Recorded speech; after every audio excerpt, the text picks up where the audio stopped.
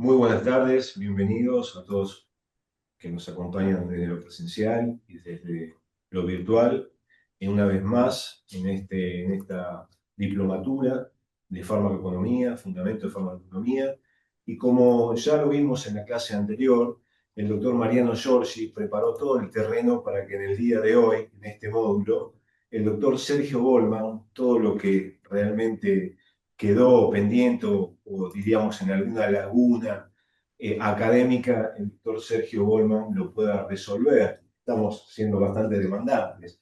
Pero bueno, lo cierto es que ambos, tanto el doctor Giorgi como el doctor Sergio Goldman, son un recurso escaso dentro de lo que es la actividad académica, dentro de lo que es la economía de la salud. En este caso, todo lo relacionado a la medición de la salud, lo que es Agencia de Evaluación de Tecnología, realmente es uno de los referentes, el doctor Sergio Goldman, al cual le damos la bienvenida. Doctor, muy amable.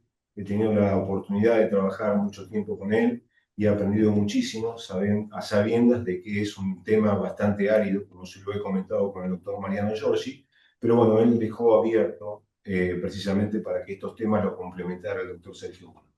Sin más, Sergio, Muchas gracias. todo suyo. Muchísimas gracias.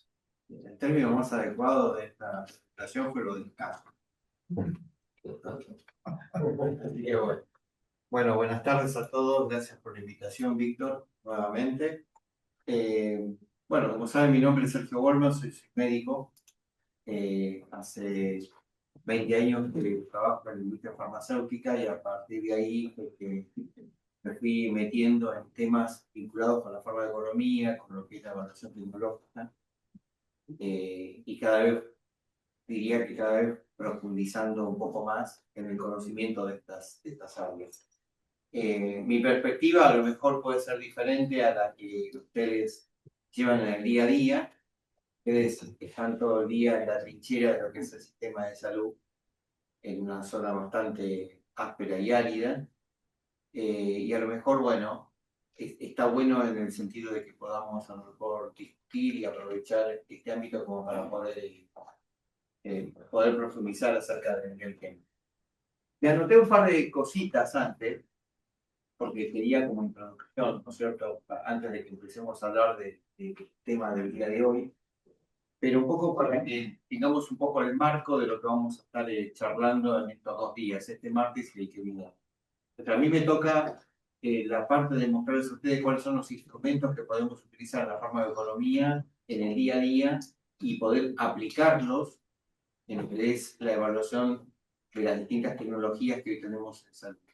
Pero en principio, yo creo que llamar farmacoeconomía no está bien hoy en día. Hoy lo que deberíamos tratar de denominar es de hablar de lo que son las tecnologías en salud, porque en farmacoeconomía uno puede evaluar una droga, puede evaluar un dispositivo, hasta puede evaluar un programa de salud, ¿no? Y conocer su impacto de diferentes maneras. O sea que el hecho de llamarlo farmacoeconomía es como que no me gustaría que se termine minimizando solamente en ese tema, sino que es un poquito más amplio de lo que nosotros creemos. Primer dato. El segundo dato que tenemos que pensar que la farmacoeconomía lo que hace es acompañar a todo lo que es la evidencia presente en los estudios pivotales de cualquier tecnología que se aplique.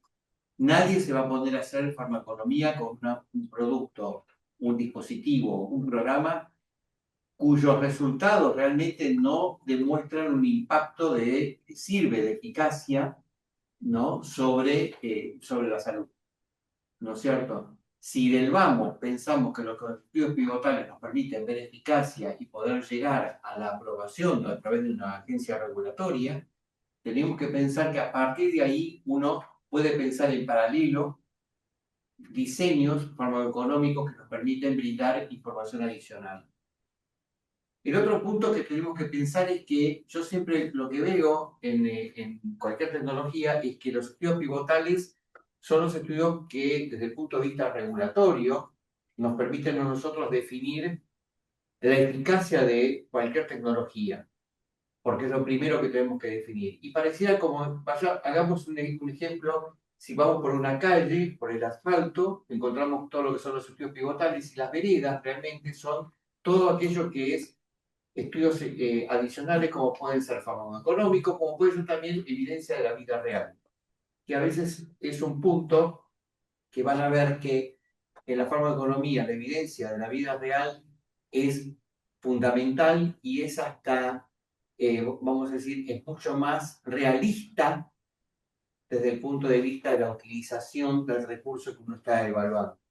Entonces, son como aditamentos que se van sumando y van a terminar formando, desde mi punto de vista, en lo que es un concepto fundamental que tenemos que empezar a crear, que es lo que se llama el value proposition, o sea, todo lo que es la propuesta de valor a cualquier tecnología que nosotros estamos pensando. La eficacia es útil, sí, es fundamental, pero la eficacia por sí misma no tiene la magnitud, la representación o el impacto que debería tener cuando uno le hace una propuesta de valor a cualquier tecnología. La propuesta de valor seduce al financiador, seduce a aquel que paga, sí, en parte sí, pero también brinda mejor entendimiento en la aplicabilidad.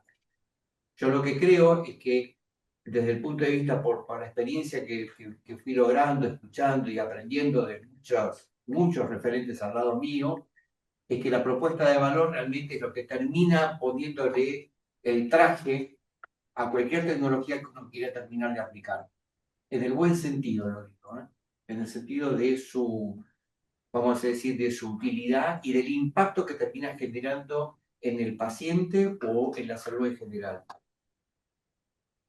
El otro tema es que pensemos que en Argentina la utilización de lo que vamos a ver durante estos 2 días, de lo que son los instrumentos en farmacoeconomía, es muy, muy complejo, porque desgraciadamente nosotros vivimos en un país en donde la publicación, en donde la difusión transparente de los datos no es tan transparente como es. ¿Qué quiere decir? No hay tanta publicación como necesitamos nosotros para poder utilizar como fuente, como dato, y a partir de ahí volcarlo en lo que son los distintos instrumentos farmacoeconómicos. Ya ahora yo de a poquito le voy a ir explicando el porqué de esto que yo estoy diciendo, y no lo digo con título de crítica, lo digo como una realidad de lo que sucede en el país. Posiblemente me arriesgaría a decir que a lo mejor en los últimos años esa publicación a lo mejor es un poquitito más abierta, pero resulta que vivimos en un ambiente en donde hay mucha nebulosa en lo que son temas de costos, por ejemplo, en nuestro país. Es muy problemático ese tema. Y otro tema que tenemos que pensar es que nosotros estamos hablando de un costo claramente que vamos a utilizar en la farmacoeconomía, pero que tiene una perspectiva y que tiene una temporalidad. ¿Qué quiere decir esto en general? La perspectiva es que no sabemos quién es el que paga.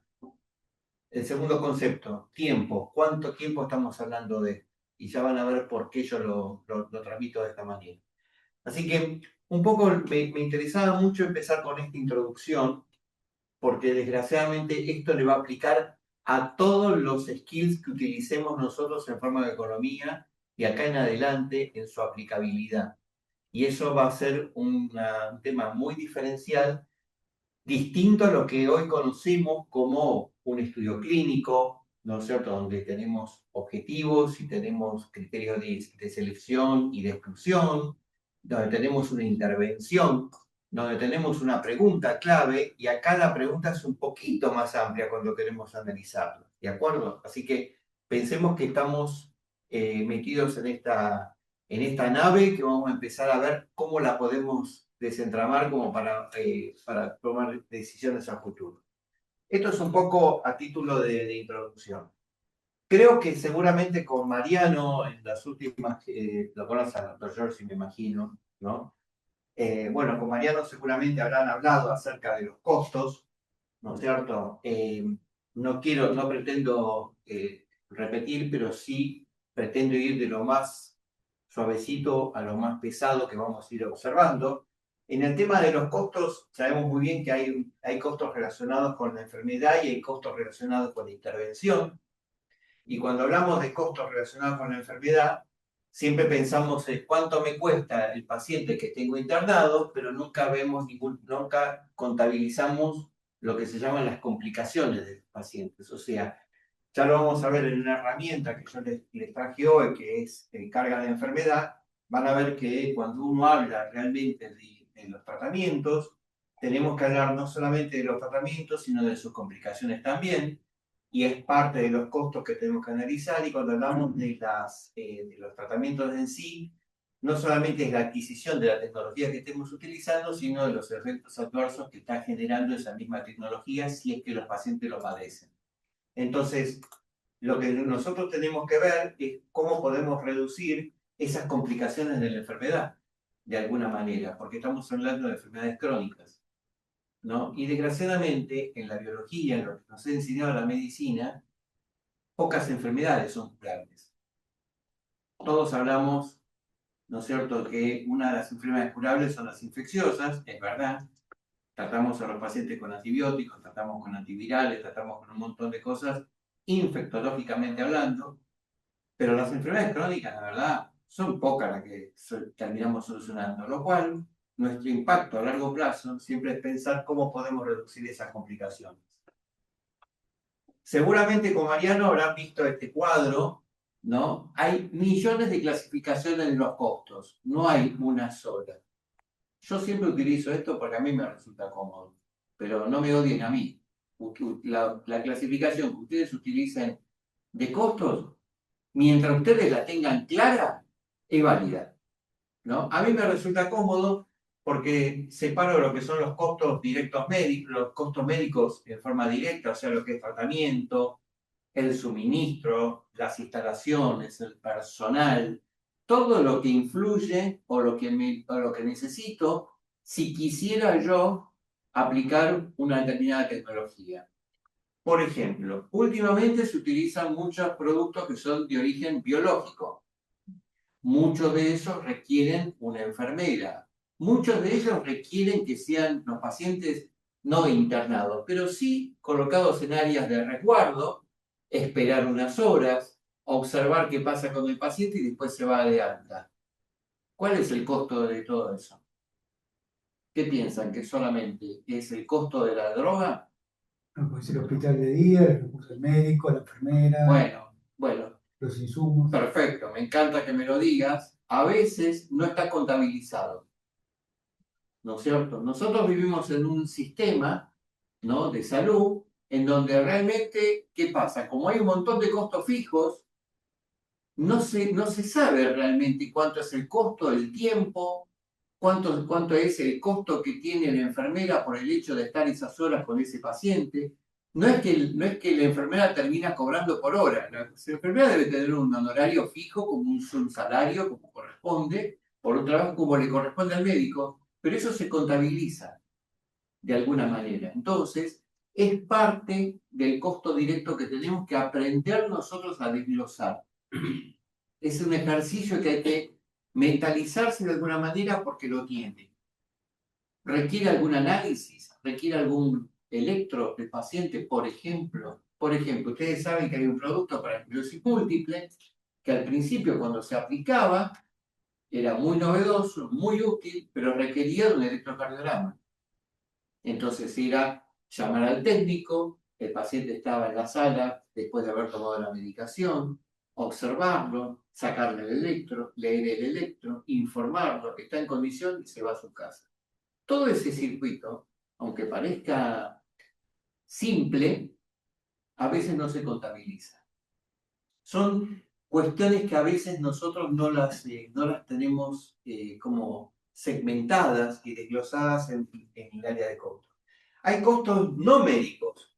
El paciente viaja, el paciente va con un cuidador, tengo que dejar mi familia en casa con determinado cuidado, entonces necesito de algún servicio, ¿no es cierto? Todo eso a veces, ¿no? Dietas especiales, dietas para los familiares, cuidado de los familiares, etcétera, que a veces uno no lo toma en cuenta y que son gastos que claramente son no médicos y que hay que tomarlo en cuenta. Y en el tema de costos indirectos, ¿no es cierto? ¿Cuánto cuesta una muerte? ¿De qué lado? ¡Epa! Bien, me gustó, muy bien. Yo sé que es una pregunta fea, Sí, sí. pero es así. pero desgraciadamente no lo tomamos en cuenta porque pensamos que muerto el perro se acabó la rabia, desgraciadamente. No es así, no es así. Las muertes tienen su impacto también, más allá de lo que signifique la atención del paciente fallecido, ¿no es cierto? Y todo lo que implica a posteriori. También hay un punto que a veces no estamos acostumbrados en Argentina a medir, que es la productividad de la persona. Por más que esa persona esté a lo mejor postrada, inválida, incapacitada, etc., pero hay un costo de productividad que no se mide. Hay un tiempo también fuera del trabajo, depende qué trabajo tenga y cómo esa persona adquiere su salario, cómo cobra, ni que hablar de aquella persona que es autónoma o que tiene un salario fijo, cómo se contabiliza ese impacto, ¿no? La pérdida de empleo, etcétera. Todo eso manifiesta ser un costo indirecto. Que nosotros en nuestros instrumentos que vamos a utilizar para la economía, para lo que son nuestros análisis, tiene que ser visto. Como les dije antes, los costos tienen una perspectiva. Estos costos, ¿quién lo paga? ¿Lo paga el paciente? ¿Lo paga la sociedad? ¿Lo paga una institución? ¿Lo paga una cobertura? ¿Desde qué perspectiva estamos haciendo nuestro análisis? Lo estamos haciendo desde la perspectiva que ustedes, a lo mejor trabajando en diversas obras sociales o coberturas, se están haciendo cargo. ¿Lo paga el paciente? ¿Lo paga el Estado? ¿Quién? Porque alguien lo está pagando.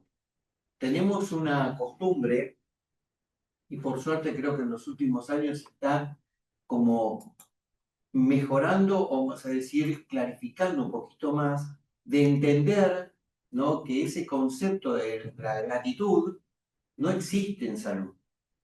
No existe, ¿no es cierto? Muchas veces nos hemos peleado en pensar cuando decimos que el hospital es gratis. El hospital no es gratis, gente. No existe, lo estamos pagando cada uno de nosotros, ¿no es cierto? Lo que pasa es que nosotros somos los que vamos y no pagamos, pero alguien lo paga.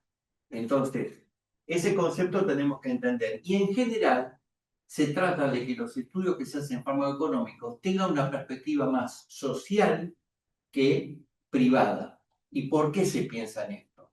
¿Por qué debería tener más social que privada? Porque privada va a estar basada en conceptos propios de cada uno de ustedes donde trabajan. En cambio, cuando hay una perspectiva y un análisis social, el concepto del impacto que tiene es mucho más transparente. Cuando uno se maneja con costos propios, ¿no es cierto? Como nosotros en los costos propios son disímiles en lo que son las distintas coberturas, y esto sucede habitualmente, nos encontramos con escenarios muy diferentes. Por eso es fundamental, como yo les dije al principio, pensemos en la fuente de donde se sacó el dato. Por eso es tan importante cuando yo digo que no hay publicaciones acerca de los costos.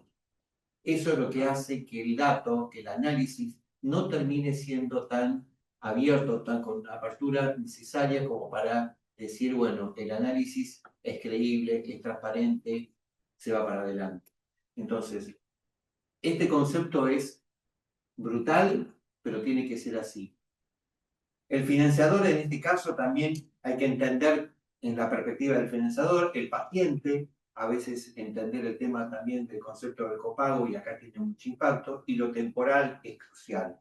Si estamos pensando en un análisis, como vamos a ver, de costo-efectividad o de costo-utilidad, pensemos con qué perspectiva estamos pensando, a 5 años, a 10 años, a cuánto, ¿no? Y eso es clave para entender ahora un concepto que vamos a ver un ratito, que es el tema del descuento, porque lo que se paga hoy no es lo mismo que se paga dentro de 10 años, obviamente, o lo que esté pagando 10 años no sé cuánta plata es hoy.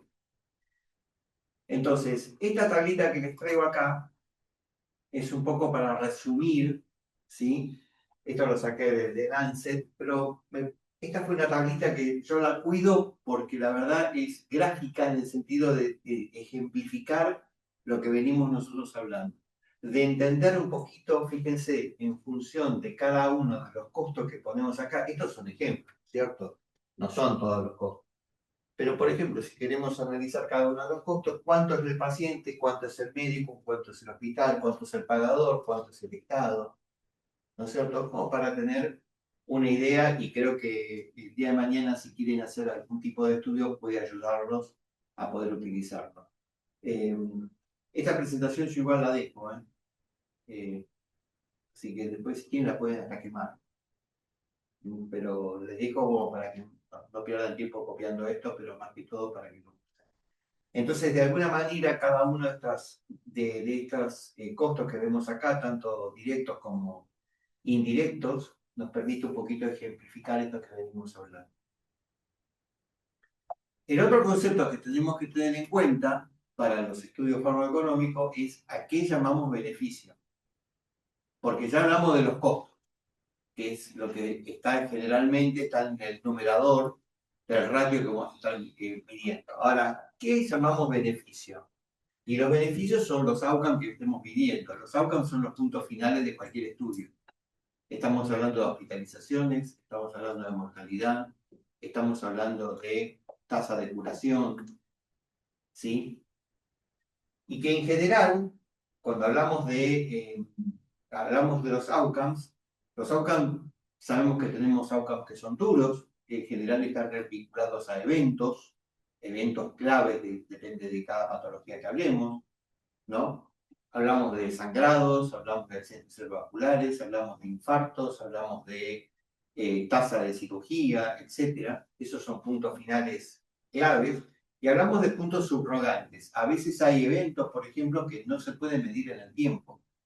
Por ejemplo, en los pacientes renales, ¿sí? Medir eventos de insuficiencia renal llevaría mucho tiempo. Si quisiéramos analizar cuántos años le lleva a un paciente diabético a hacer insuficiencia renal crónica por mal tratamiento, y nos llevaría casi 20 años. ¿Qué estudio conocen ustedes que lleve 20 años? Salvo alguna cohorte a largo plazo de algo que se autosustente como para hacer un seguimiento de esta naturaleza, ¿no es cierto?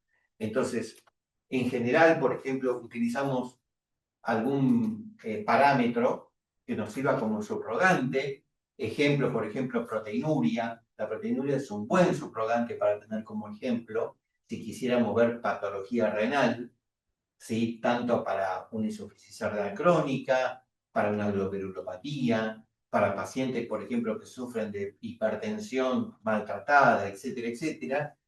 Llevamos a utilizar un subrogante que de alguna manera nos marque con el tiempo aquellos pacientes que van a terminar desarrollando una enfermedad crónica y que en general, como en el caso de la patología renal, terminen en una diálisis o trasplante.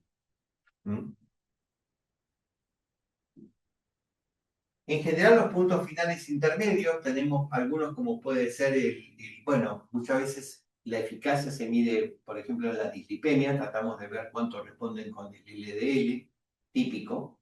En función de eso podemos ver, se sabe muy bien que la tabla, por ejemplo, ha demostrado durante muchos años, y esto no lo descubrí yo, pero el descenso del LDL, del colesterol malo, sabemos muy bien que está relacionado con disminución de la tasa de evento de los pacientes cardiovasculares o con enfermedad vascular, ¿no es cierto? El descenso de la presión arterial también está relacionado con menor tasa de eventos de accidente cerebrovascular y de infarto.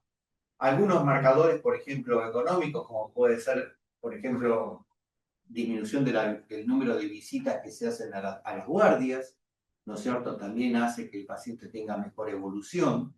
Ejemplo, esto visto en la insuficiencia cardíaca. Saben que si en la insuficiencia cardíaca los pacientes están tratados y consultan menos a los servicios de emergencia, quiere decir que el paciente evolucionó mejor versus aquel paciente que va periódicamente con fatiga, con edema o con sobrepeso, etcétera, porque no responde a la medicación. Y algunos marcadores específicos, como pueden ser el de la proteína IP6, que habitualmente uno lo observa, pero que ya es viejo, que ya no se utiliza prácticamente, pero hoy biomarcadores en enfermedad coronaria hay un montón. Hay que tener en cuenta que los subrogantes no son muy amigos de la costo-efectividad en general. Que yo en la costo-efectividad demuestre, ¿no es cierto?, cuya efectividad demuestra el beneficio con la proteinuria, Y la verdad, mucho no me está diciendo, pero sí puedo demostrar que el paciente tenga menos tasa de eventos reales duros, sí me serviría mucho más para poder hacer el análisis. ¿Quién fue? Otros puntos finales que tengamos, que hoy en día sí se utiliza mucho, bueno, como dice acá, la sobrevida, la mortalidad, la hospitalización, no va a haber ninguna duda. Hay un concepto que seguramente lo habrán escuchado leer, que son los Patient Reported Outcomes, que son aquellos outcomes vinculados con calidad de vida o aquellos outcomes vinculados con respuestas que puedan brindar los pacientes. Los pacientes no solamente a veces nos hablan sobre su calidad de vida, sino que nos pueden demostrar otros índices, por ejemplo, escalas de dolor, ¿no es cierto? Síntomas que el paciente a lo mejor pueda referir y que eso hace que también sea utilizado como un beneficio. Y el famoso concepto del QALY, que seguramente a lo mejor ustedes lo habrán escuchado, el QALY cada vez se utiliza mucho más porque el QALY lo que permite es como estandarizar las enfermedades, ¿no es cierto? Nos permite a nosotros, basado en los QALYs, conocer un poquito mejor el impacto.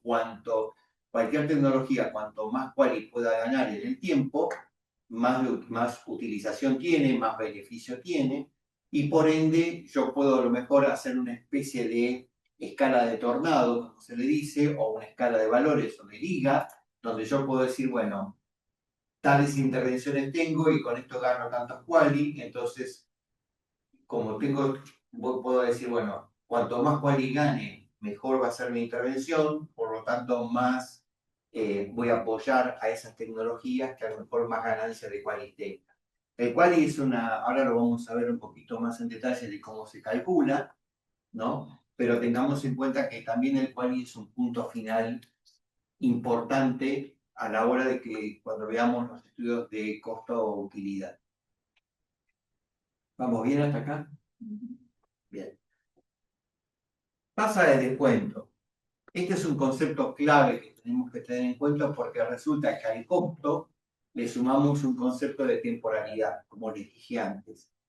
Y cuando nosotros tenemos plata en el día de hoy, no es lo mismo pensar a 10 años. Por ejemplo, es muy común que los estudios de costo-efectividad uno los calcula entre 5 y 10 años.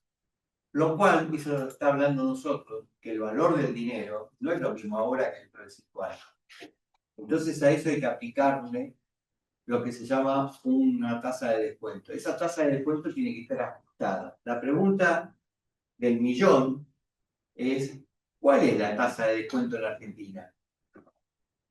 Porque si uno conoce la economía de nuestro país, una economía que todavía sigue siendo inflacionaria, ¿no es cierto? ¿Cuánto es la tasa que yo voy a calcular de acá a 5 años? Es muy difícil hacerle el ajuste. Hablamos de porcentajes terriblemente altos para un país como esto, lo cual esto indirectamente lo que nos está diciendo es muy difícil ajustar una tasa a una economía como la nuestra. Ahora bien, yo puedo hacer un estudio farmacoeconómico utilizando una tasa universal, una tasa internacional, y puedo a lo mejor equiparar y decir, bueno, estos son los resultados que yo tendría, ¿no es cierto?, con estos pacientes y con esta tasa. Transparentaría, obviamente, que lo hago con esta tasa, principalmente porque no la puedo calcular o porque es difícil de aplicar, pero de alguna manera me daría un proxy de lo que yo quisiera demostrar a futuro en cuanto a efectividad o costo-efectividad que yo tuviera. ¿Es útil? Parcialmente, pero no deja de ser, como les dije, una aproximación a lo que nosotros queremos observar. Las tasas de descuento en general se aplican tanto a los costos como a los beneficios. ¿Qué quiere decir esto?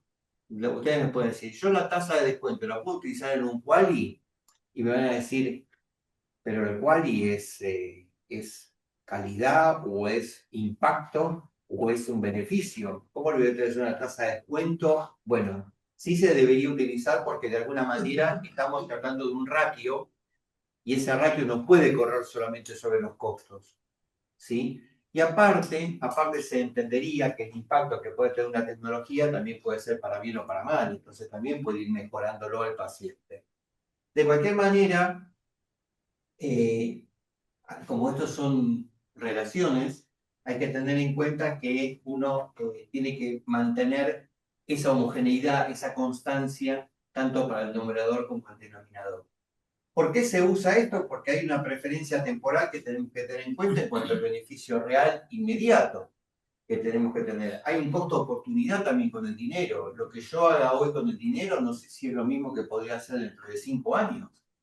Entonces, por eso, nuestro costo real, cuando quiero hacer un valor neto presente, tengo que tener en cuenta que tengo que aplicarle ese descuento como lo vamos a ver.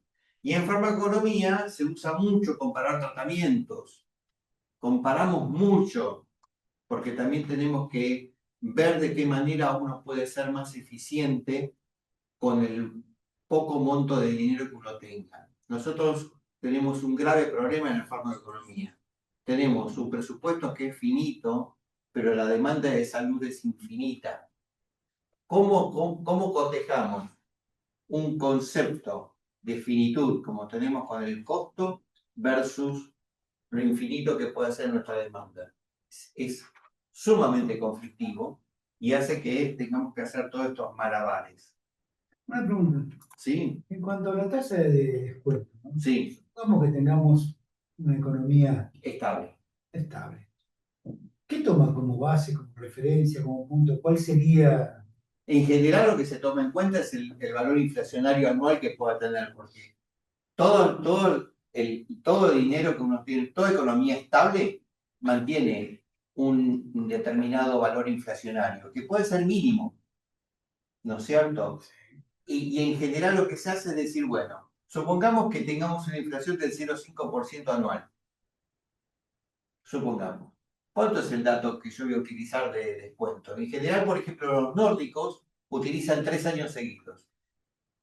Y ellos dicen, bueno, 0,5 por año, 1,5, mi tasa de descuento 2%, por ejemplo, ¿no?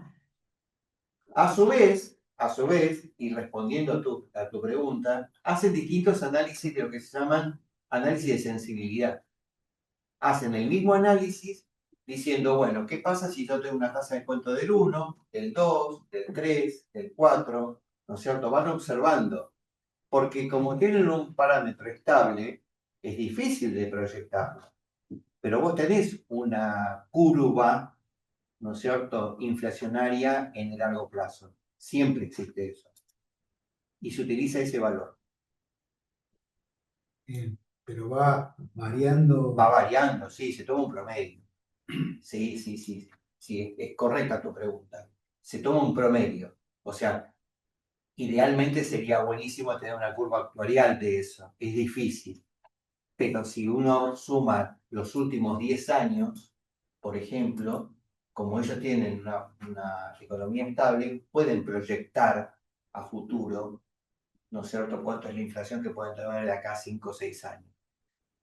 Sacando en el medio de que haya un hecatombe, ¿no es cierto? ¿Qué quiero decir con esto? De golpe. Por ejemplo, se sabe muy bien que la inflación en el mundo hoy con la guerra de Medio Oriente cambió, ¿no es cierto?, el parámetro inflacionario del mundo, ¿no es cierto? Si yo tuviera que ponerme a hacer una curva, yo voy a encontrar en la curva seguramente un pico, ¿no es cierto? Pero seguramente va a entrar en el promedio de los años que yo haga el estudio. ¿Se entiende? Perfecto. ¿Sí? Es un dato, ojo, no es un dato inventado, es un dato que los economistas, por ejemplo, lo estiman, lo calculan y te lo dicen al toque de cuánto es la tasa de descuento que yo tengo que utilizar en los próximos 5 años, en los próximos 10 años. Pero está hablando de economía. Sí, normal. Entre comillas. Sí, por eso te digo, por eso mismo yo de entrada quise hacer lo que se dice el disclaimer de decir, ojo, nosotros vivimos en un ambiente donde es muy difícil estimar una tasa de descuento en nuestro país, porque si yo te vengo y te digo, nuestra tasa de descuento es un 30% anual, va a haber un momento que yo te voy a tener que devolver plata a vos, más o menos, ¿no es cierto? Porque no existiría. Pero uno puede hacer un proxy de esto, entendiendo cómo poder proyectar para el futuro a nuestra economía. ¿Se respondí la pregunta? ¿Sí? Sí, perfecto. Sí. Fenómeno. Esto es un poco de cómo utilizar, esto es un cálculo financiero, lo conocemos todos, donde tenemos un valor futuro que puede ser un peso, ¿no es cierto? 100 pesos, y le aplicamos el tiempo, ¿no? Y la tasa de descuento, que automáticamente nos tiraría el valor presente. Si fuera un peso a futuro y pensamos a 5 años, fíjense, con un 3% de tasa de descuento, ¿no? Este peso se transformaría en 0,86 actual. O sea, ese peso visto a 5 años, hoy es 0,86. ¿Se entiende? Y este es el cálculo que se hace habitualmente, ¿no? Piensen esto a lo mejor en el costo de un medicamento, piensen esto en la tecnología, cómo traducen esa plata hoy si la tenemos que gastar de acá a 5 años, ¿no? Con un 3% de descuento. Nos cuesta mucho nosotros pensar esto, ojo, porque nuestra mentalidad está seteada de una manera de tal inflacionaria que la verdad no entendemos cómo una tasa de descuento puede ser 3%. Sin embargo, un 3% es mucho para lo que son economías de esta naturaleza, ¿no?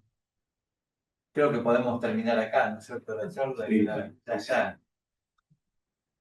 Bueno, entonces, ¿para qué nos sirve esto? ¿Para qué nos sirve? ¿Para qué nos permite a nosotros? Principalmente porque el hecho de que tengamos una tasa de descuento nos permite hacer que los tratamientos sean más comparables, que tengan efectos diferentes. O sea, muchas veces los tratamientos son diferentes, pero los efectos son comparables y de alguna manera tenemos que conocer un poquito los valores. Evitar sobrevalorar beneficios, eso es importante porque pareciera que es mentira, pero van pasando los años y piensan que los beneficios se van sumando y no se van sumando como tal. Y tomar decisiones eficientes, principalmente en salud, es importante entendiendo de que cuando proyectamos un costo o cuando proyectamos un beneficio, tenemos un descuento real que tenemos que analizar. Por eso es importante este concepto de lo que es la tasa de descuento, principalmente en nuestros estudios. Este es un concepto clave que yo siempre lo digo, pero esto es sencillo para que nos setiemos en nuestra cabeza. 100 pesos o 100 euros hoy no es lo mismo que recibir 100 euros dentro de 10 años y por eso es que necesitamos ajustar como tal.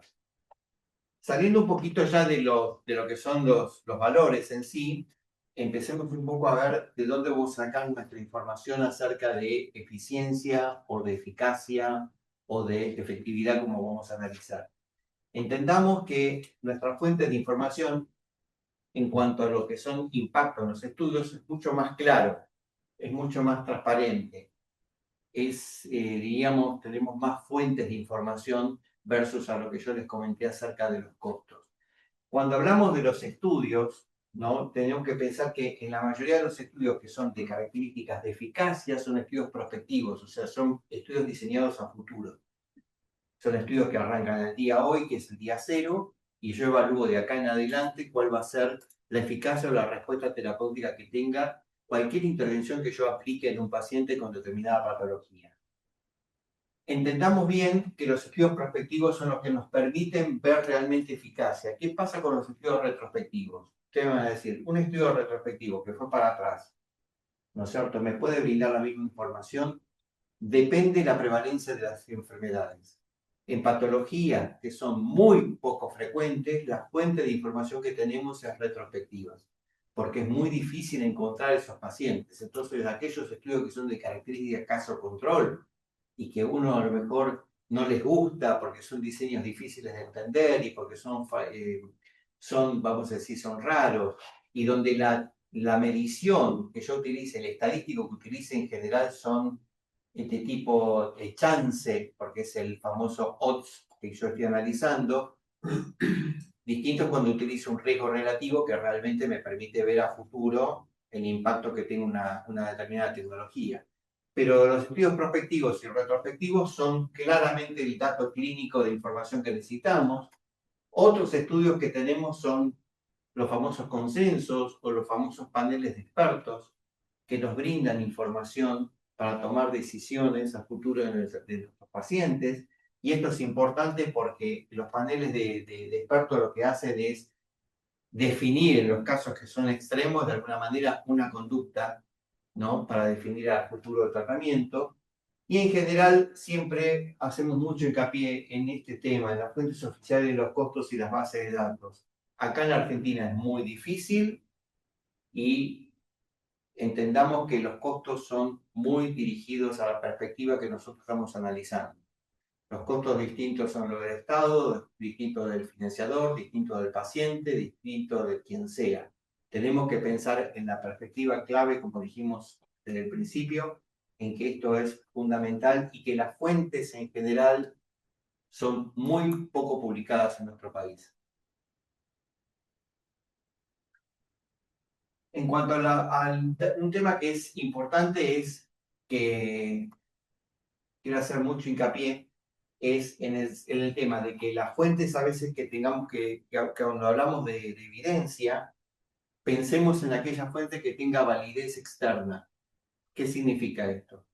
Los estudios clínicos habitualmente tienen un grave problema. Son muy detallados, son hermosísimos, son divinos, son excelentes, son perfectos, pero lo único que tiene es validez interna. Nunca vamos a tener en el consultorio un paciente como el que entró en un estudio clínico. Esto parece una verdad de perogrullo, pero la verdad es eso.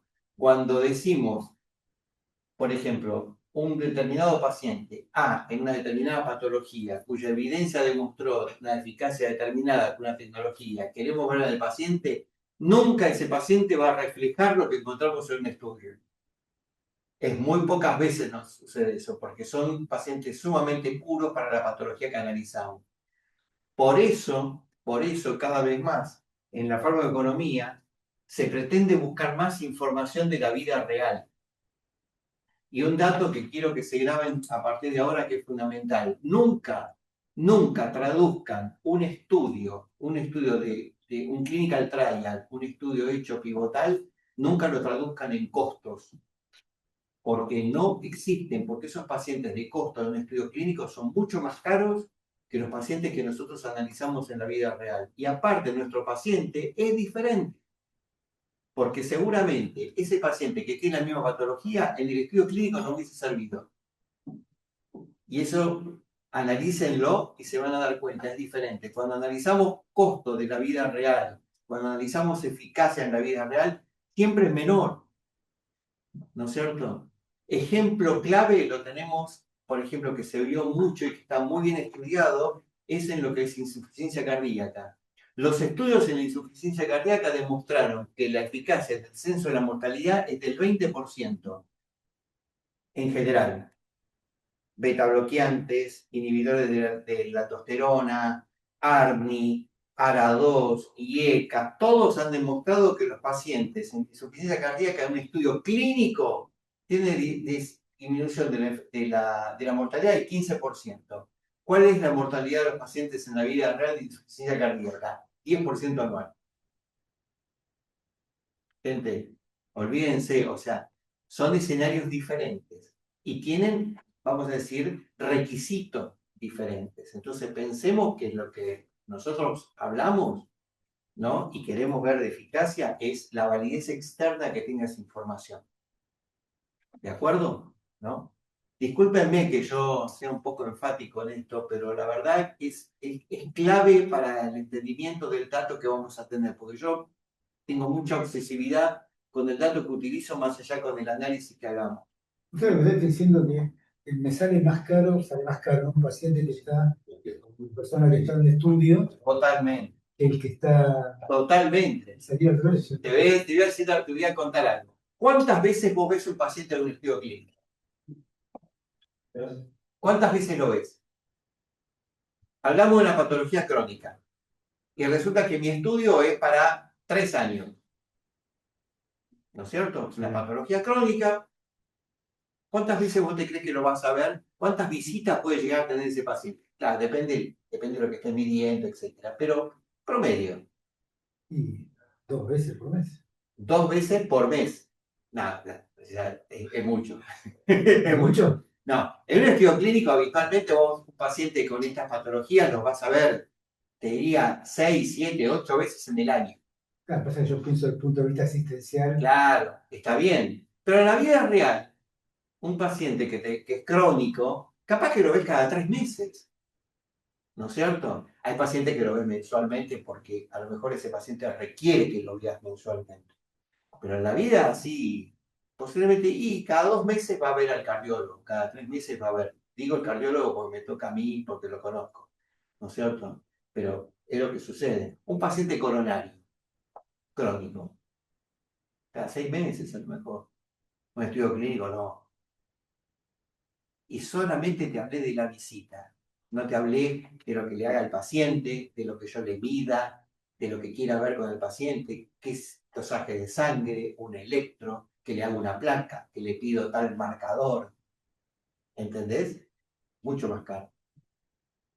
¿Se entiende? Pero es lógico que sea más caro. Y aparte te aclaro, no, te aclaro, es más caro pero se paga, ¿eh? Pero lo mismo se pide, No, tanto un paciente, creo que un coronario se lo trata igual. sí, no, está Se le pide bien. la misma batería de estudio, Se le de acuerdo a pide, determinado tiempo. pero a lo mejor, por ejemplo, es un paciente coronario estable, que lo veo por control, le pido una cámara gamma, ponele una vez por año. Le pido una prueba de esfuerzo, si el paciente está estable. Guarda, Sí, sí, siempre por favor, estamos hablando de consultor.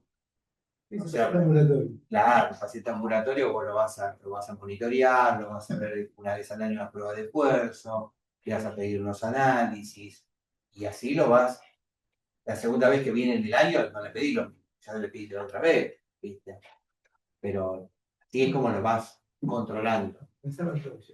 No. Por eso te digo, justamente en un estudio clínico es diferente. Por eso nunca hay que sumarle los costos en un estudio clínico porque te va a dar una exorbitancia que no es la real. Y aparte, esos se llamaban antes, le decían estudios cabalgados. ¿Por qué? Porque vos le cabalgabas los costos al estudio que ya estabas evaluando la eficacia. ¿Viste? Y eso no sirve. Porque tampoco te va a manifestar la realidad. ¿Mm? Vos lo que me podés decir es, pero si vos tenés tal dato de eficacia, yo lo puedo utilizar para el estudio de costo-efectividad, el dato de eficacia, podés a lo mejor utilizarlo, pero no es recomendable. Por eso siempre hay que tratar de ver qué es lo que pasa en la vida real. Los registros que nosotros hagamos, ¿no es cierto?, es lo que nos va a demostrar la evidencia real de esto. ¿Mm? Estos son un poco los instrumentos que vamos a ir viendo entre hoy y el martes que viene, ¿no? Y nos vamos a estar divirtiendo un ratito en entender realmente cuáles son los instrumentos que se utilizan en la farmacoeconomía en los pacientes, que es el de costo-beneficio, que es un término que ya hoy prácticamente está totalmente caducado, la costo-efectividad, la costo-utilidad, y yo les diría que vamos a poner más énfasis en lo que es el análisis de impacto presupuestario, principalmente porque es un ejercicio financiero y aparte porque la Argentina está más acorde a analizar un impacto presupuestario que un análisis de costo-efectividad. Y esto es una opinión personal. Esto lo opino yo. A lo mejor vamos a estar discutiendo si es válido o no, pero desde mi punto de vista, el financiador, el pagador realmente está más acostumbrado a ver cuál es mi impacto realmente del día a día en mi presupuesto, que si sinceramente a 5 años yo voy a tener tal efectividad con tal tecnología. Es así, ¿no? Uno, lo que sí podemos discutir es si yo estoy de acuerdo o no estoy de acuerdo, no estoy de acuerdo, pero la verdad que lo que más me piden es eso, realmente. Porque eso tampoco no se los dije de entrada. Muchas veces estos instrumentos se piden a demanda de lo que un financiador quiere realmente leer o analizar.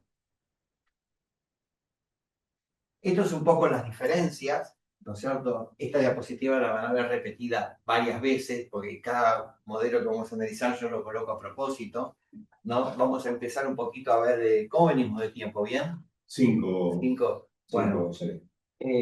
vamos a empezar un poquito a ver de costo-efectividad, ¿no? Que es un análisis, es el análisis más robusto que se utiliza en la farmacoeconomía, ¿no es cierto? Es un análisis que termina dando un ratio, ¿no? Que se llama el famoso ICER, que es el costo incremental por la efectividad lograda, ¿no? Y donde en general compara dos tratamientos, ¿no es cierto? Uno no puede comparar múltiples tratamientos como otros instrumentos que vamos a ver, ¿sí? Y en general lo que comparamos son los costos basados en un resultado de eficacia, ¿sí? Al cual necesitamos tener outcome duros como para saber qué es lo que estamos midiendo. ¿Qué quiero decir con esto? Voy a tener impacto en el costo de una intervención sobre un resultado objetivo duro que necesito lograr. Ejemplo, hospitalizaciones. Tengo dos tecnologías, me cuesta tanto la tecnología, y acá lo que vamos a discutir es cuando analizamos los costos, ¿qué costo le vamos a poner? ¿El costo de una sola vez, que yo le doy la medicación? ¿El costo de un mes? ¿El costo de un año? ¿El costo de 5? ¿Qué costo vamos a utilizar? ¿Cuál piensan ustedes que deberíamos utilizar? Anual. Uno puede ser anual, y si yo te digo 5, También. ¿por qué? No me digas eso. No, el tema es el siguiente. Cuando nosotros analizamos el estudio, si el estudio está programado o está diseñado para 3 años, el resultado de eficacia que vamos a tener es un resultado de 3 años. Hay un concepto que a veces es un poquito, perdónenme si embarullo un poco la cancha, pero el tema es el siguiente. Cuando analizamos la mortalidad de un paciente y decimos el estudio tiene un estudio analizado a 3 años, el resultado que yo tengo y digo 20%, yo estoy diciendo 20% a 3 años. Ahora, ¿cómo se traduce ese 20% durante el año? ¿Cómo llevo esos 3? Y digo, bueno, pero en el año, ¿cuánto tiene un paciente? Bueno, ese dato es importante entender que en el análisis estadístico es constante. Es constante. ¿Qué quiero decir? ¿Es 20 en el primero, es 20 en el segundo y es 20 en el tercero? ¿Es real? No. No es real, pero en el análisis hay que tomarlo como constante. Porque no se puede desglosar y decir, no, lo que pasa es que al principio fueron 10, después fueron 15, después fueron 25. No. El análisis estadístico mide toda la cantidad de los eventos que los pacientes tienen en el estudio. Entonces yo estoy analizando, es lo que se llama el análisis de tiempo al evento. Lo que yo tengo que analizar son todos mis pacientes, tengo que analizar todos los eventos que tuvieron, y ustedes me pueden discutir, pero la curva fue una curva descendente que después se aplanó, como toda curva de evento.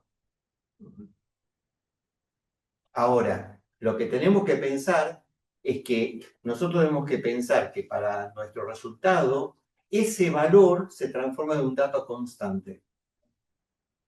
No sé si fui claro con lo que quise decirle, ¿sí? Porque si no, uno puede discutir, pero ¿cómo? Si el costo que vos me estás poniendo acá es de un año, ¿por qué yo tengo que ver esto en los 3? Porque el outcome que estoy midiendo es a 3 años. Entonces no estoy midiendo lo mismo. Entonces hay que analizarlo de esa manera. Lo que Carlos dijo acerca de que esto lo manejamos como costo anual es perfecto. Es perfecto porque si yo voy a tomar ese porcentaje como constante, yo puedo utilizar ese dato como un costo anual. Y puedo decir, al año me cuesta tanto de un tratamiento A, al año me cuesta tanto el tratamiento B. Y cuando yo analice los outcomes, también lo voy a atravesar en años. ¿De acuerdo? ¿Mm? Lo que me interesaba es que se entienda que no estamos dibujando ese concepto de outcome, de beneficio, porque se nos antojó. Es porque cuando uno hace la proporcionalidad en el análisis estadístico, el modelo estadístico está creado de esa manera. ¿Mm? Se dice que por convención, en todo análisis de tiempo al evento, los outcomes que se analizan son constantes. Eso por convención es así. Hay un análisis matemático detrás metido, no. olvídense de eso. Pero es como tal. No sé si paramos o... Sí, hacemos un corte de Sí, 5 minutos. Y arrancamos después con... Ahí está.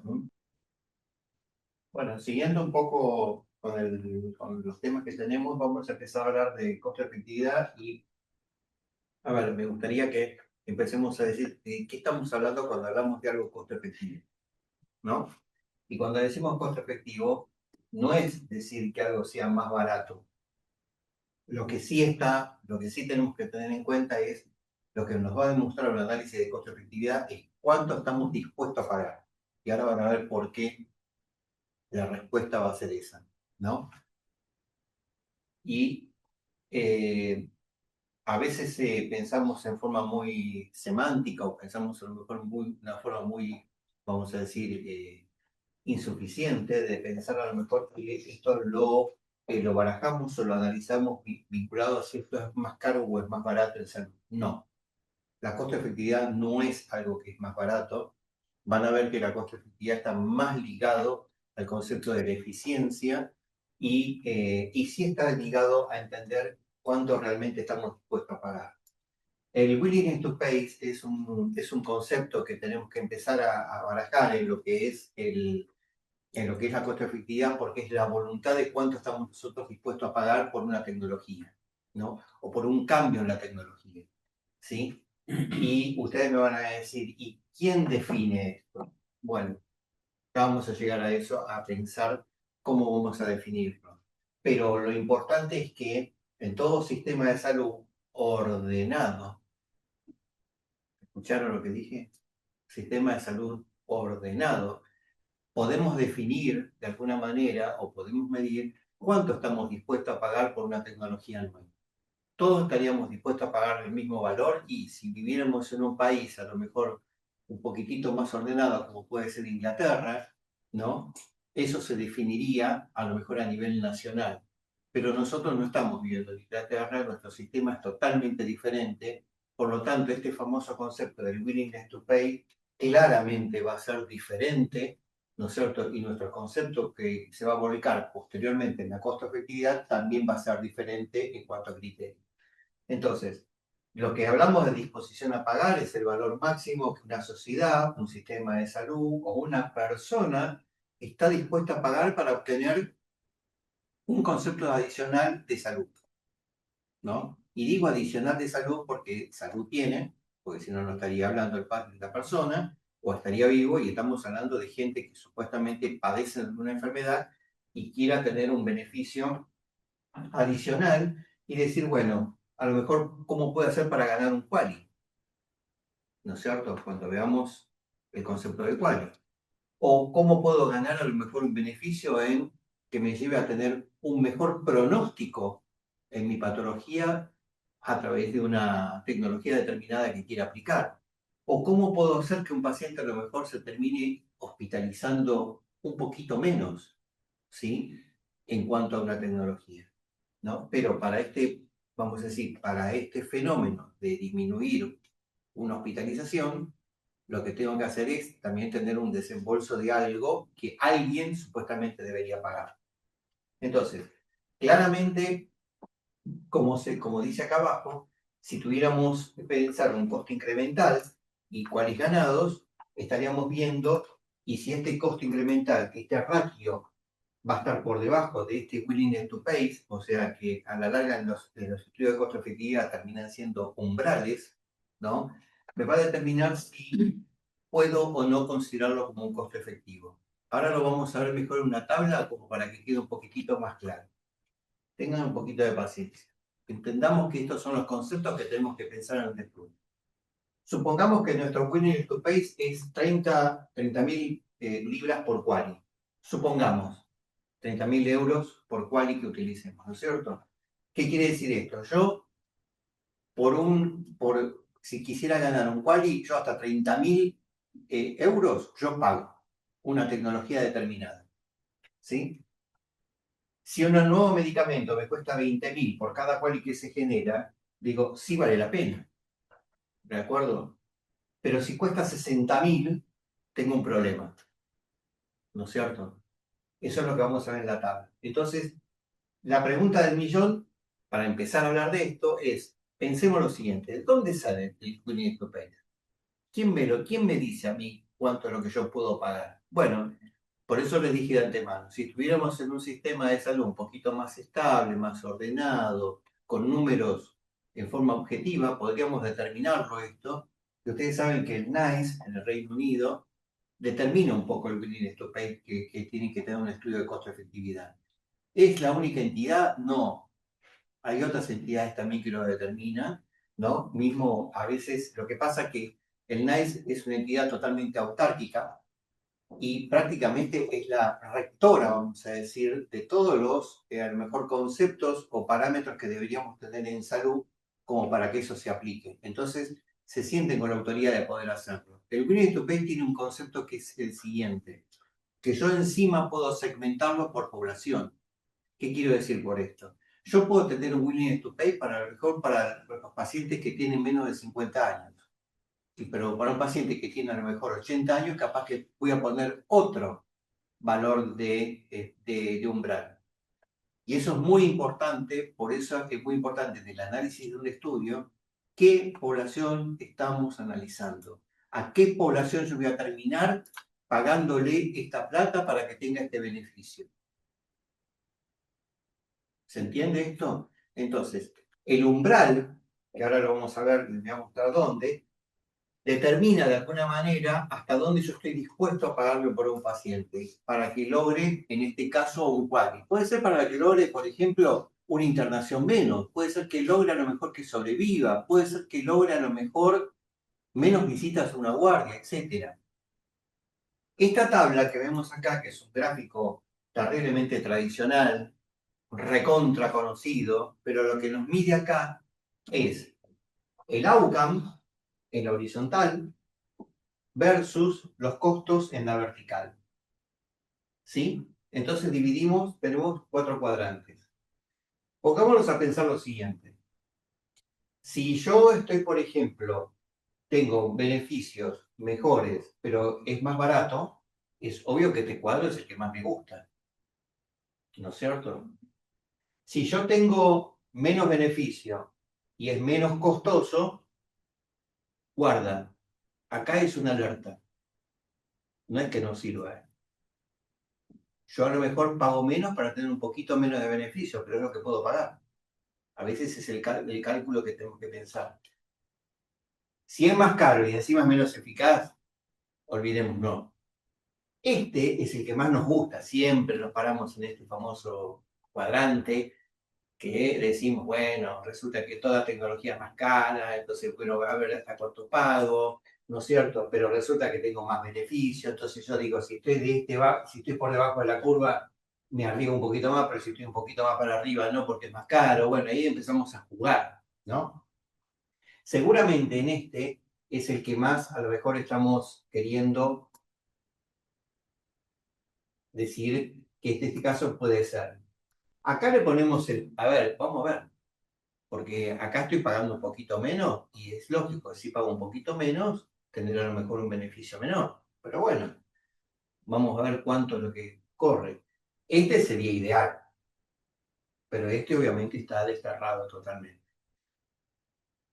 Esto que vemos acá es el famoso umbral matemático que se utiliza en esta tabla para definir realmente dónde yo me voy a ubicar realmente en virtud de lo que yo quiero aceptar y pagar. ¿Quién me va a dar ese valor? El famoso ICER, que es el ratio que yo voy a hacer de costo y beneficios que tenga, beneficios no para que me dé la costo-efectividad necesaria, ¿no? Para definir dónde me voy a ubicar. Este es el cálculo que se hace habitualmente, los costos de intervención, los costos de efectividad de cada una de las intervenciones, la efectividad obviamente medida en unidades de salud, que puede ser eventos, años de vida, etc. ¿Sí? Tenemos que ponernos de acuerdo. Supongamos que querramos medir quali. Bueno, yo con un costo A, que pagué 100, resulta que tengo un quali de 0,70, pero resulta que con el tratamiento del otro, que pagué 1000 capaz, no sé, por decir algo, tengo un quali de 1,5. O sea, me gané un quali prácticamente, o 1.3 o no sé cuánto, no importa la diferencia, pero a la larga lo que voy a tener es el costo real que me permitió para tener esa ganancia, en calidad de vida, o en impacto que pueda tener el paciente, o en sobrevida. Entonces, esto es lo que nos permite a nosotros hacer un análisis de costo-efectividad.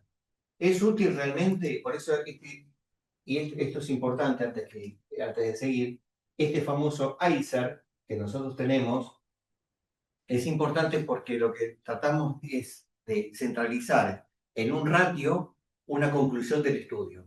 Este famoso ICER después uno lo va a ir comparando, porque uno después comparte. Bueno, la verdad que para estos pacientes que tengo acá, que son a lo mejor con tal patología, el impacto que tengo por tratarlos a los pacientes con esta tecnología me sale tanto.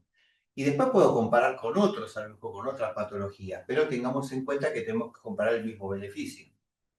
¿Mm?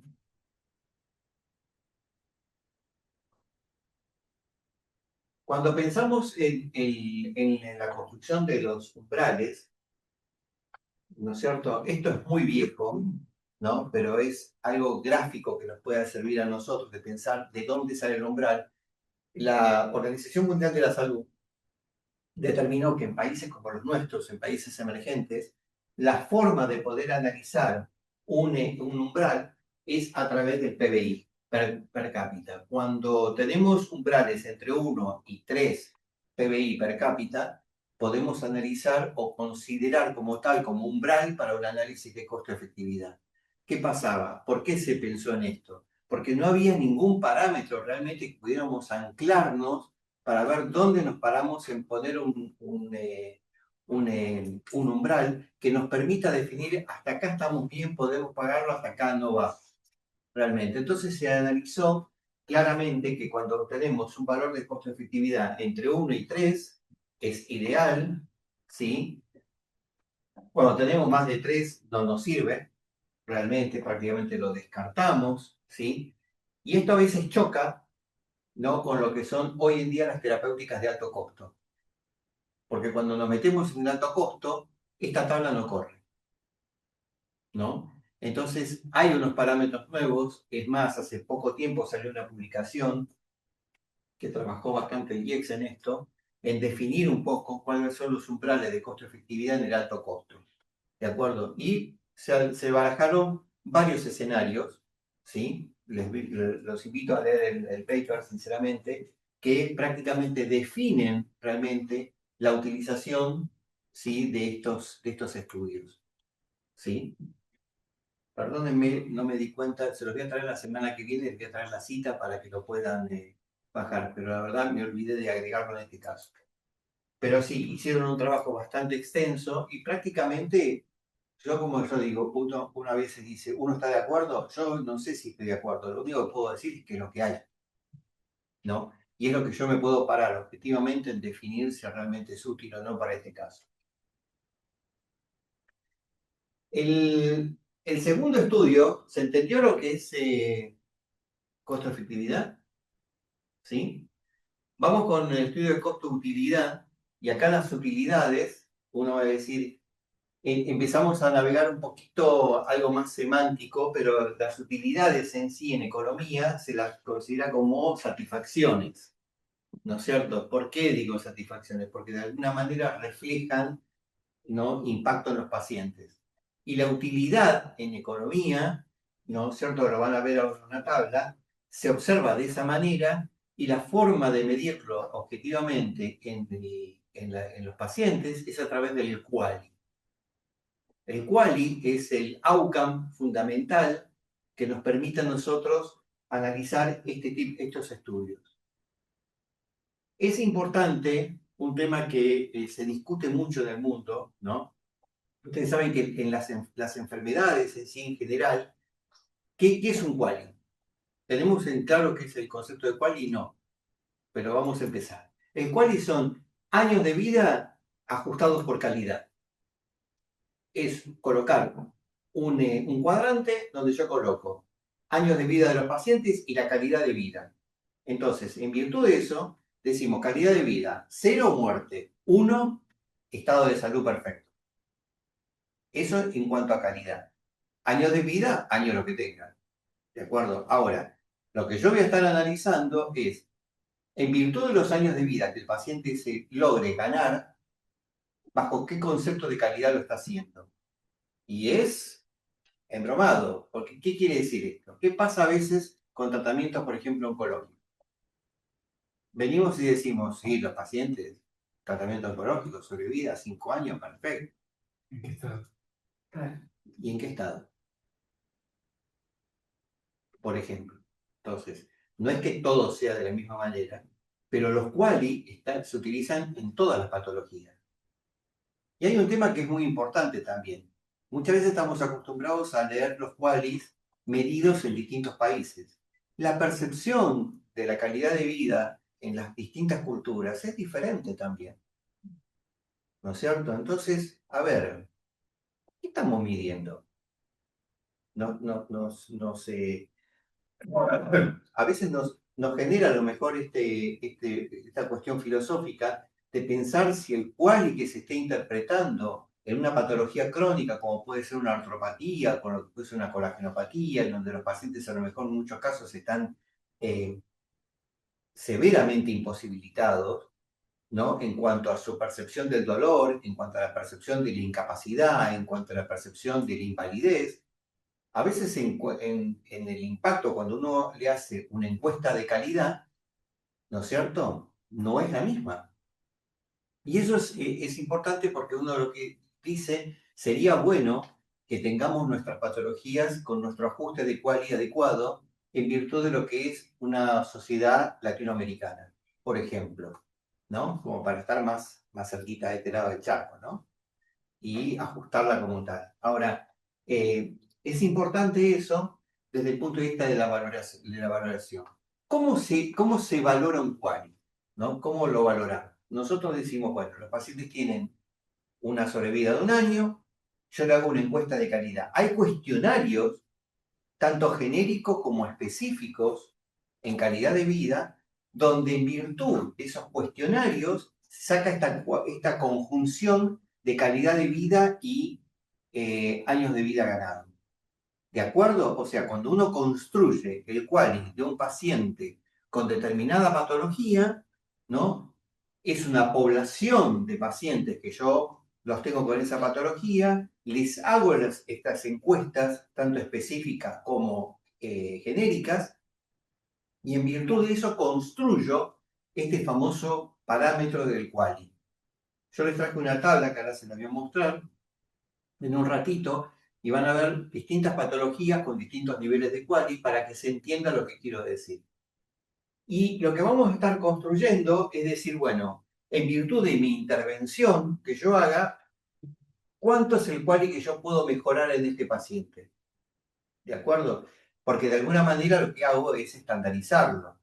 Imagínense si yo tengo que valorar después la calidad de vida del paciente que mejoró, etcétera, etcétera, puedo terminar en una heterogeneidad brutal, pero tengo que estandarizarlo de alguna manera. Entonces, el quali me permite a mí, de alguna manera, ver cuál es el impacto que va a tener ese paciente a futuro con una determinada intervención. Y a su vez, el quali termina siendo un valor estándar. ¿Qué quiere decir? Que si yo quisiera comparar los qualis con otras patologías, lo puedo hacer también. Entonces, cuanto más qualis pueda lograr en virtud de mis intervenciones, más beneficio le estoy logrando al paciente, lo cual la población estaría un poquito mejor tratada, mejor, vamos a decir, con mejor calidad de vida como tal. Pero hoy en día hay terapias que prolongan la vida, ¿no? Pero la calidad Es lo que estamos, justamente es lo que estamos hablando.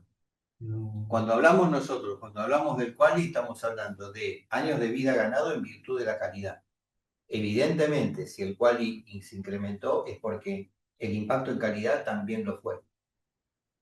No estamos pensando en esos pacientes, por ejemplo, seguramente ese paciente va a tener una tasa de año mayor, pero un valor de calidad de vida menor. Y cuando haces el ratio del quali te va a dar a lo mejor igual, menor, pero no te va a dar mayor. No. Entonces es eso lo que uno pretende hacerlo justamente, de pensar en años de vida ganado en virtud de la calidad del paciente que tenga.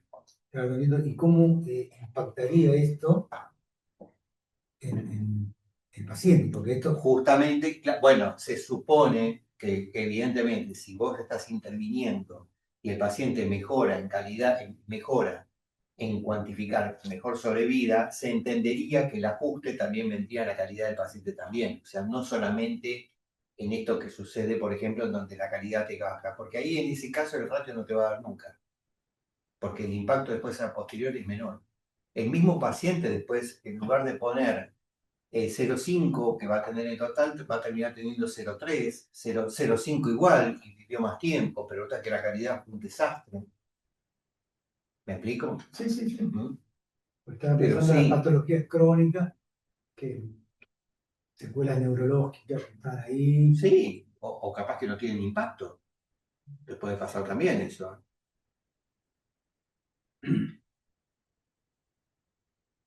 Esto no quiero repetir como tal, pero lo vamos a ver ahora de esta manera, que es así. Nosotros lo que hacemos es, ponemos, un cual es una medida que combina cantidad y calidad. Entonces ponemos años de vida 4, calidad de vida, resulta que saqué por la encuesta, porque le valoré la calidad de vida del paciente en un cuestionario, me dio 0,75. Si yo hago 0,75 por 4, me queda que son 3 cuales.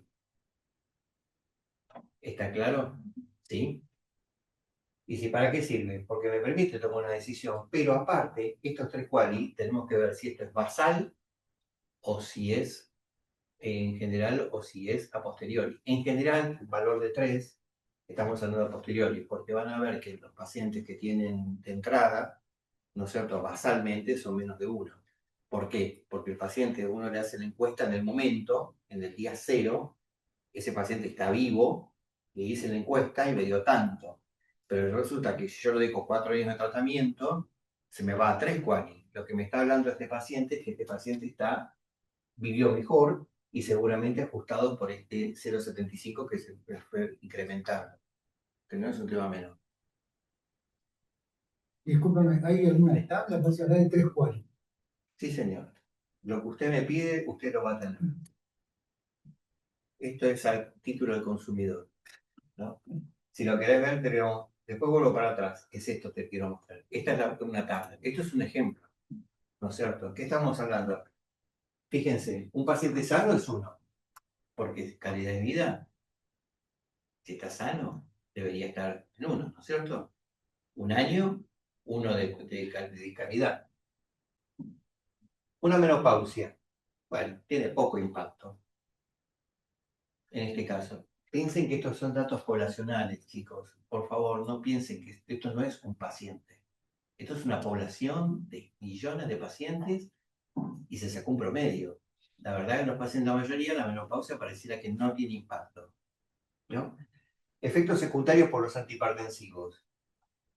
Hoy es raro que haya efectos secundarios por los antihipertensivos, por lo tanto 0,95. O sea, evidentemente no tiene impacto al año en la calidad de vida de los pacientes que toman antihipertensivos. ¿Qué pasa con la angina leve o moderada? Cuando hablamos de angina leve es o moderada al pensar cuando el paciente hace dolor por un esfuerzo. Evidentemente son pacientes que están más limitados, no quieren sobreponer, no quieren exponerse, entonces la calidad de vida, ¿cómo va a ser?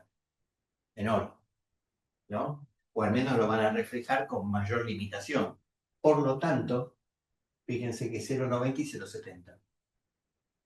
Es un ejemplo, no, es para que mentalicemos no qué queremos decir con un cuadro.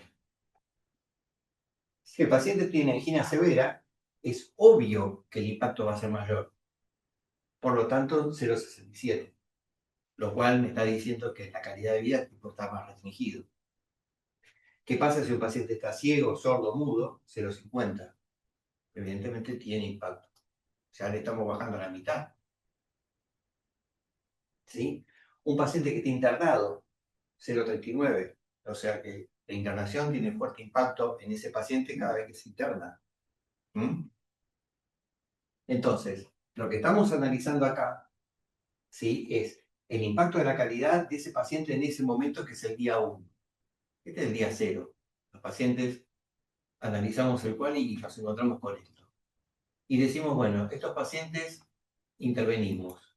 Y resulta que a 5 años intervenimos, ¿cuánto es lo que podemos mejorarle? Mejoramos a 3 quali. De 0,50 te fuiste a 3. ¿Mm? ¿Cómo hacemos esta valoración a veces? Dijimos que utilizamos encuestas. Otra forma también de valorizar esto es decir, bueno, hago un trade-off. ¿Cuántos años de vida darías vos, por ejemplo? O mejor dicho, ¿cuánto, ponerle que sean meses? Perdón, te utilicé mal, porque vas a pensar, bueno, gracias a Dios, una persona sanita está perfecta. Pero suponete que tenés una patología renal. Y yo vengo y te digo, ¿cuántos años darías vos por tener un año con función renal normal? Ponete que estás en diálisis o estás en un plan de lista de trasplante. Pero ¿cuándo o sea, que ahí yo podría estar, no sé, 5 años? Bueno, ponele que vos... Y comparo contra uno. Y yo te digo, bueno, ¿cuánto darías vos por un año, ¿no? En buen estado de salud? 5 años, 10 años. Hay pacientes que hay... Imagínate esto en un paciente oncológico. No, porque es totalmente subjetivo, porque Por depende eso, del pero contexto por de eso vida. el dato es poblacional. Ujú. Porque es totalmente subjetivo. Vos no podés tomar referencia de uno solo. Entonces, el hecho de que vos valorás, ¿no es cierto? Por ejemplo, a ver, tema de la menopausia. A lo mejor hay mujeres que le afecta terrible la menopausia. Y hay mujeres que te dicen, no, la verdad que a mí en salud me da calor y nada más, te dice. Pero la verdad no mejoró bastante. ¿Viste? Y hay mujeres que le impacta mucho, hay mujeres que ven que, por ejemplo, ven la finitud de su vida, las mujeres y piensan, hoy se me acabó la vida, dejé de ser fértil, un desastre, me viene la osteoporosis, la dislipemia, la enfermedad coronaria, todo junto, ¿no es cierto? Bueno, está bien. Se le va el efecto protector, ¿sí? Una pregunta. Ahora, sí. Se le va el efecto protector y chao. ¿Entendés? Entonces, vos vas a decir, pero es una décima. Pará, y si yo te digo que hay 1 millón de pacientes, ¿entendés? Sí. Pregunta Verónica Cos. ¿Existen distintas estandarizaciones para distintas enfermedades? En cuanto a encuestas, sí, mirá, es buena tu pregunta.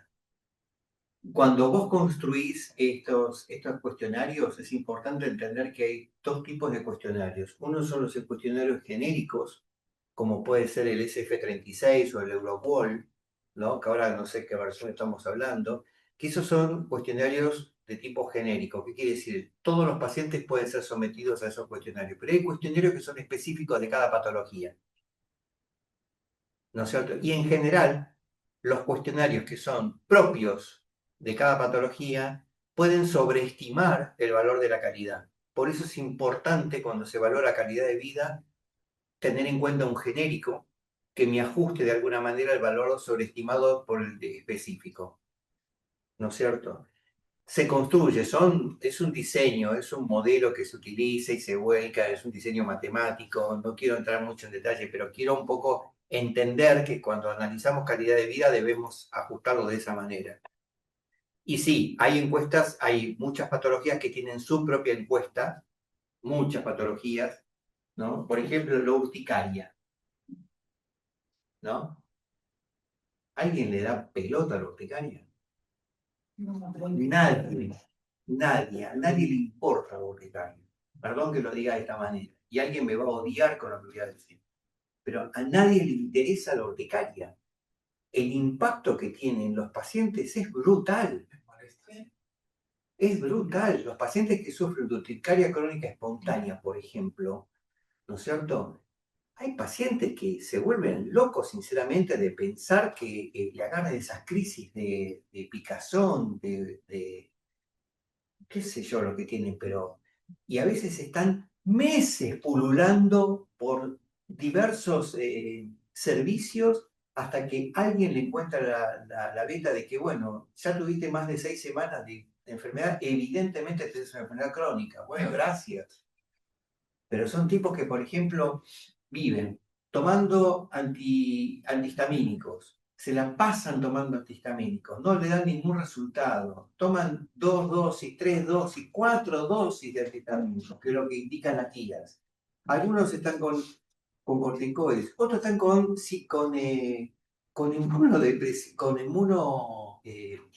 drogas inmunosupresoras, ¿no es cierto? Y hoy, por ejemplo, hay alternativa. Hoy hay una alternativa. Entonces, lo que quiero decir con esto es que estamos hablando de una patología banal, chicos. Estamos hablando de algo que no se interna, ¿eh? No estoy hablando de la ciencia de la artropatía, no. Y sin embargo pasan estas cosas y tienen mucho impacto. ¿Mm? Teniendo en cuenta que la unidad es 1, dijiste del quali. Sí. En el ejemplo anterior hablaste de que después de un interrogatorio sumó 3 quali.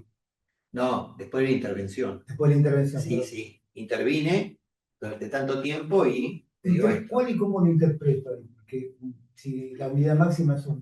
Acá, no, este es sano. El sano no lo intervenís. Pero vos tenés que se arranca por el sano. Porque desgraciadamente, mirá, acá te puse sano, pero acá te puse muerte. Que es 0. Sí, sí, sí. Que yo sepa, salvo que hable. No, por eso quedó lo del... Por eso justamente, el año lo tenés, el año es para todos, pero cuando vos analizás vida, muerte, son los extremos que tenés en calidad. Como esto es una conjunción de los años vividos con la calidad de vida, es que te termina dando siempre 0, Sí. ¿se entiende? Sí, sí, sí. ¿Mm? Sí, ya entiendo, porque no... Basalmente, basal. Después vamos a ver cuánto le sumamos, cuánto cual le sumamos a aquella persona que vos mejoraste. Se le puede restar también. ¿Cómo? Se puede restar también. Sí, claro. Y en un estudio cuando vos mejorás también restás. Porque hay algunos que no mejoran. No es garantía absoluta. Sí. Pregunta María Elena Guillén Núñez. ¿Tiene mayor validez estos estudios con relación a los estudios costo-efectividad? No, es distinto. Porque la costo-utilidad lo que a mí me permite es que como son qualis, me permite comparar distintas alternativas. Ahora, ¿termina dándome un resultado, un ISA como el de costo-efectividad? Sí, lo que pasa es que el outcome es distinto. O sea, el outcome que yo estoy midiendo en la costo-efectividad son outcome duros. Vuelvo, mortalidad, hospitalización, ¿no es cierto?, etcétera. Ahora, cuando voy a hacer un estudio de costo-utilidad como mido utilidades, las utilidades se miden en quali. ¿Sí? ¿Bien?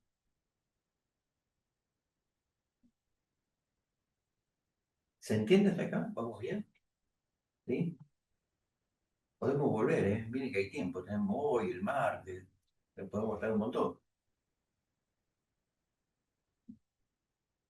Fíjense que acá también, como les dije antes, en el caso de la costo-utilidad, también tenemos una ISA, ¿no?, que mide los costos versus las utilidades como beneficio, pero distinto, ¿sí?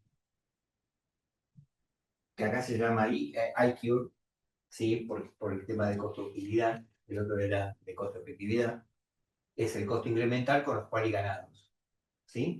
Y de alguna manera, también desde el quali, en general, también se mide por quali cuánto estoy dispuesto también a pagar, también hay un umbral en el costo-utilidad, ¿sí? Pensemos que también se evalúa una disposición a pagar, un willingness to pay claramente, por cada quali ganado en la intervención que yo estoy dispuesto mi sistema está dispuesto a pagar. Esto es un ejemplo, no quiero volverlos, no los quiero marear. Las limitaciones en general es que justamente, como no sé quién de ustedes me lo dijo antes, es verdad, puede ser subjetivo porque la calidad de vida es subjetiva, ¿no es cierto? Pero a veces esto tiene un impacto social importante y se lo valora como tal y se le da mucha importancia. Esto ya se lo nombré. Fíjense que el concepto este que les dije de utilidad es un concepto usado en economía y que habla de la satisfacción que los pacientes experimentan cada vez que a lo mejor por una determinada intervención. Entonces, uno lo ve como utilidad, pero la utilidad vista como satisfacción desde el punto de vista económico. Costo-beneficio. Costo-beneficio es un estudio que prácticamente ya no se usa mucho, ¿no? Solamente, no quiero perder mucho tiempo con esto, pero el costo-beneficio, todos nombramos costo-beneficio y hablamos del costo-beneficio, sin saber lo que estamos hablando del costo-beneficio. Pero el costo-beneficio mide plata, nada más. Mide cuánto gasté y qué impacto tuvo en dinero mi intervención. ¿No es cierto? Por ejemplo, si yo, tuve una intervención que me disminuyó los días de internación, puedo decir, bueno, ¿cuánto gasté en internaciones por esta intervención? ¿Cuánto gasté por internaciones por una otra intervención? Pero no estoy hablando realmente de un beneficio objetivo en cuanto al paciente. Sí estoy hablando de plata. ¿Sí? Si quieren, vamos a ver un ejemplo más clave. ¿Sí? A ver, acá, por ejemplo. Se estiman todos los costos, ¿no es cierto? Supongamos una intervención A, una hospitalización, etc. Y lo que quiero ver es el beneficio monetario, como cuánta plata ahorré en costo futuro, la ganancia económica por productividad. Pongámosle que con una nueva intervención yo mejoré que el paciente pudiera estar más ambulatorio y pueda trabajar. Entonces mido el costo de los tratamientos A y B versus la productividad de ese paciente en un estado y en el otro, ¿no? Y de alguna manera me termina dando un valor monetario, solamente plata, pero no me está diciendo otra cosa. En general, los estudios de costo-beneficio no es algo que realmente me dé ganas de poder mostrarlos realmente, porque no son de utilidad y no los piden tampoco. Y tampoco se hacen habitualmente. Ya no sé, ya prácticamente no. Porque la verdad no estamos viendo ningún beneficio médico o ningún beneficio logrado por el paciente, cuando puede ser una cuestión financiera, una cuestión de números, nada más. ¿Mm? Que en general a veces uno lo ve en una tabla. Van a ver que hay un estudio parecido, pero que da mucha información, que a veces se confunde con este costo-beneficio. Las ventajas en sí, que compara intervenciones muy distintas, pero toman decisiones más de tipo gubernamental o macroeconómicas. Eso sí, porque como quieren ver solamente el impacto numérico nada más, no me interesa en la macroeconomía ponerme a ver cuál el paciente logró, que esto no, me importa realmente cuánto tengo de plata que tengo que gastar por esto y nada más. Pero a ese nivel sí se utiliza, pero no es lo que se publica, quiero decir. No es lo que a lo mejor un estudio de costo-beneficio lo puede hacer directamente en el mismo ejercicio que a lo mejor está haciendo un análisis presupuestario. Y hablándolo, no hace falta tanto análisis ni tanta búsqueda.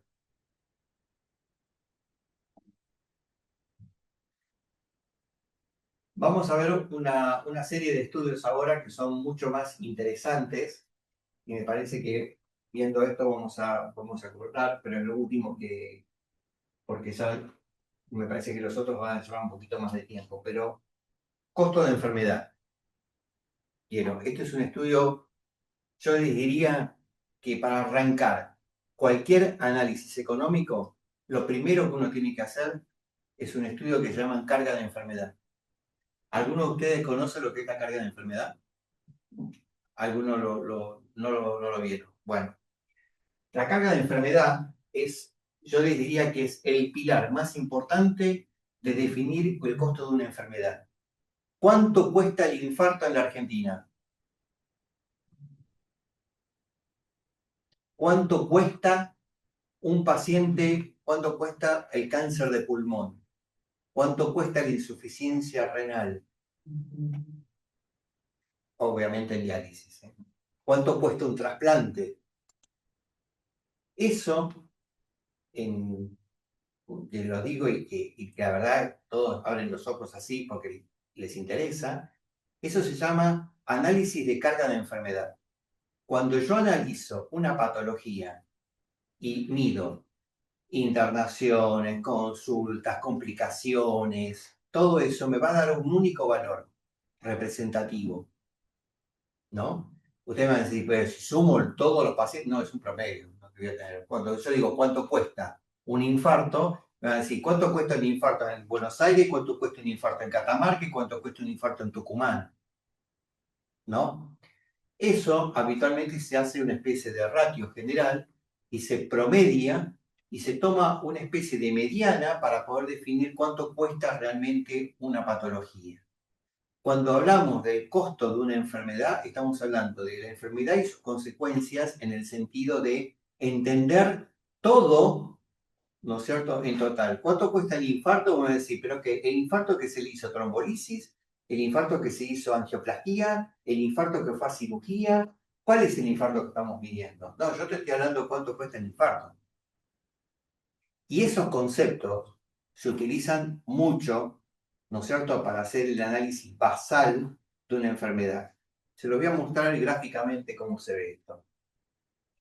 Hay una institución en el mundo que se llama AIBE, ¿no es cierto?, que recibe la información de prácticamente 140 países. Esto búsquenlo. Los invito para que lo hagan. Y les pido un favor, hagan el curso inicial de esta página, porque resulta que es la página que nos enseña a cómo hay que buscar esta información, porque resulta que yo entro a esta página y puedo poner el país, puedo poner la patología, puedo poner todo lo que me interesa, siempre y cuando los países hayan mandado la información adecuada a estos sitios para que la muestren de forma actualizada. Argentina creo que la última vez que mandó fue en el 2021 más o menos, pero la data está.